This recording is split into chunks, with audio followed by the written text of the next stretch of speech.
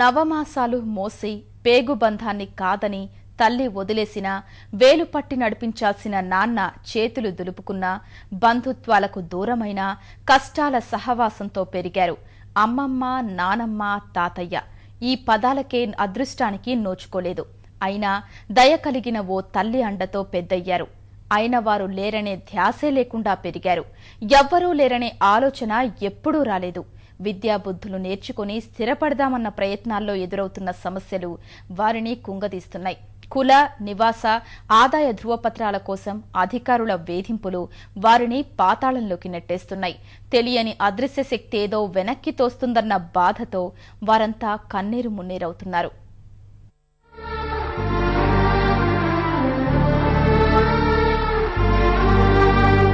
కన్నపేగు తీపిని మరచి కర్కశంగా ప్రవర్తించిన ఓ తల్లి అమానుషానికి బలై ఎక్కడెక్కడో ఎవరెవరో వదిలేసిన వీరందరినీ అమ్మకాని అమ్మ చేరదీసి పెంచి పోషించింది.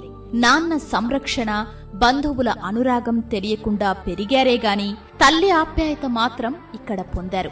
ఎవ్వరూ లేరనే బాధ ఎప్పుడూ లేకుండానే ఉన్నారు. ఇన్నాళ్లు ఎదురుకాని కొత్త కష్టాలు, గతాన్ని గుర్తు చేసే వింత పరిస్థితులు ఎదురై వీరిని ఏడిపిస్తున్నాయి.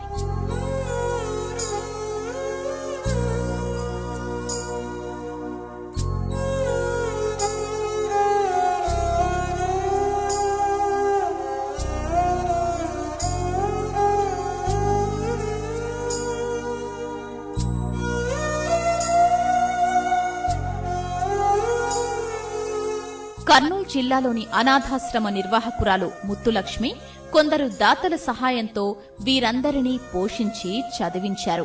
అమ్మా నాన్నల వివరాలు, కులాలకు సంబంధించిన విషయాలు వీరికి తెలియదు. ముత్తులక్ష్మి ఆలనలో సంతోషంగా గడిపిన వీరంతా చదువుకొని ఉన్నత శిఖరాలకు వెళదామని ఆశపడ్డారు. ఈ క్రమంలోనే వారికి కొత్త అవమానాలు ఎదురవుతున్నాయి. ప్రభుత్వ నిబంధనలు చదువుకోవడానికి అవరోధాలుగా మారుస్తున్నాయి. నేను చిన్నప్పటి నుంచి జ్యోతి ఆశ్రమంలో పెరుగుతున్నాను. అమ్మ ముత్తులక్ష్మితోనే పెరుగుతున్నాము.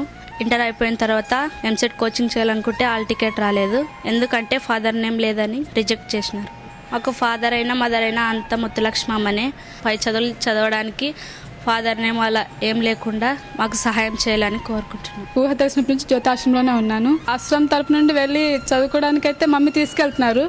కానీ కాలేజీల్లో, హాస్టల్లో అక్కడంతా తండ్రి కావాలి, తండ్రి ఏది అని అడగడం, ఒకవేళ తండ్రి లేదంటే తండ్రి చనిపోయిన సర్టిఫికెట్స్ కావాలని అలా ఇబ్బంది పెడుతున్నారు. క్యాస్ట్ విషయంలో కూడా కులం అన్నీ అడుగుతున్నారు. అవైతే మాకు తెలీదు. అన్నీ మమ్మీ చేతుల్లోనే మేము పెరిగాము. అందరు కూడా ఒకే బిడ్డలుగా పెరిగాము. కానీ ఇప్పుడు అవన్నీ అడుగుతున్నందుకు మాకు ఇబ్బందిగా ఉంది. మీ తండ్రి పేరు చెప్పారన్నారు, లేదన్నాను. ఏదో ఒక పేరు చెప్పాడన్నారు, లేదని చెప్పాను. అమ్మాయి పిలుచుకొని వచ్చాను. గవర్నమెంట్ చెప్తుంది గ్యారంటీ మీ తండ్రి పేరు చెప్పాలని, కానీ లేదని చెప్పాము. ఆర్ఫన్ అని పెట్టాలన్నా కూడా పెట్టలేదు. అప్పుడు మేము కోరేది ఒకటే, మాకు ఏదో ఒకటి చేయండి సార్. బ్యాంకులో ఖాతాలు తెరిచేందుకు తప్పనిసరిగా రేషన్ కార్డు, ఆధార్ కార్డు, నివాస ధృవీకరణ పత్రాలు ఇవ్వాలి. అనాథలైన వీరంతా అనాథ ధృవీకరణ పత్రాలు సమర్పించిన తల్లిదండ్రుల పేర్లు, వారి మరణ ధృవపత్రాలు సమర్పించాలని అధికారులు వేధిస్తున్నారు. కులంతో నిమిత్తం లేకుండా అనాథ అనే ప్రాతిపదికన ధృవీకరణ పత్రాలు ఇవ్వాలని కోరుతున్నారు.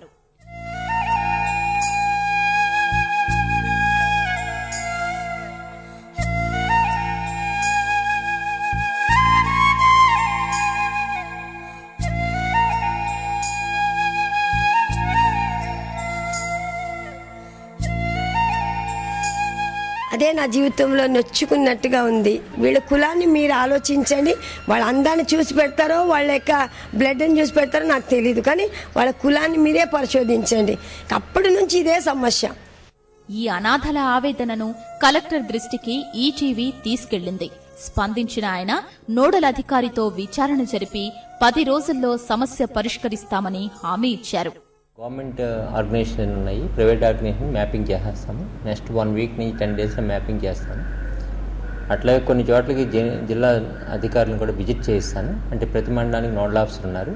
10 డేస్లో వాళ్ళ సమస్యలన్నీ కూడా ఒక చోటికి కన్సాలిడేట్ చేసి డెఫినెట్గా గవర్నమెంట్కి వెంటనే ప్రతిపాదన పంపిస్తాము. పంపించి దానికి రెక్టిఫికేషన్కి జీవో ఇష్యూ చేస్తాము. ఒకరు కాదు, ఇద్దరు కాదు, వేలాది మంది అనాథల అరణ్య రోదన ఇది.